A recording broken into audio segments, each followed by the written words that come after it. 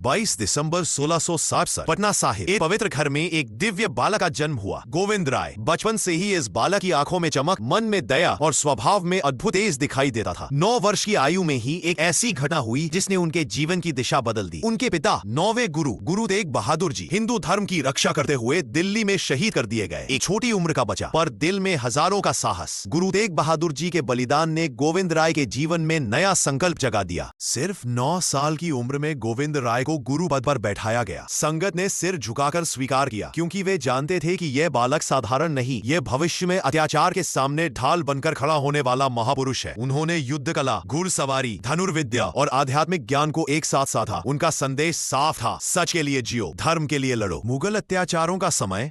उस समय मुगल शासक औरंगजेब के अत्याचार बढ़ चुके थे। धर्म परिवर्तन करवाना, लोगों को डराना, मंदिरों को तोड़ना, यह सब आम हो चला था। लेकिन गुरु गोविंद सिंह जी जानते थे, यदि अन्याय के सामने चुप रहे तो वह और बढ़ता है। खालसा की स्थापना 1699 का बैसाखी दिवस भारत के इतिहास में अमर।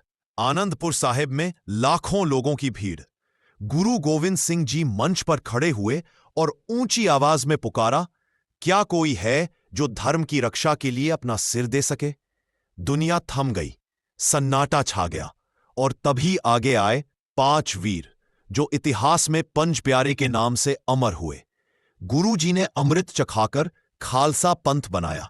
उन्होंने कहा, खालसा मेरा रूप है, मैं खालसे में बसता हूं। खालसा का अर्थ साहस, पवित्रता, अनुशासन और सत्य। खालसा की शक्ति बढ़ते ही अत्याचारी शक्तियां डर गईं। आनंदपुर साहिब पर घेराबंदियां हुई, युद्ध हुए। सिखों ने साहस और धर्म की मिसाल कायम की। लेकिन सबसे कठिन समय तब आया जब गुरुजी के चारों पुत्र, उनके चारों साहिबजादे शहीद हो गए।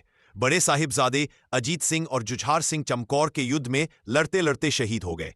छोटे साहिबजादे जोरावर सिंह और फतेह सिंह निर्दयी मुगल काजी द्वारा जिंदा दीवार में चिनवा दिए गए। लेकिन वे डरे नहीं, झुके नहीं। गुरुजी ने साहस से कहा, मेरे 4 नहीं अब लाखों पुत्र है। यह वाक्य आज भी दुनिया को प्रेरणा देता है। अंतिम संदेश नांदेड़ में 1708 में गुरु गोविंद सिंह जी ने अंतिम संदेश दिया, अब किसी मानव को गुरु न माना जाए, अब सिखों का गुरु होगा गुरु ग्रंथ साहिब जी।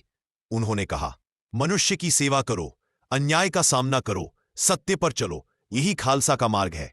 30 अक्टूबर 1708 को गुरुजी इस संसार से विदा हो गए, लेकिन उनका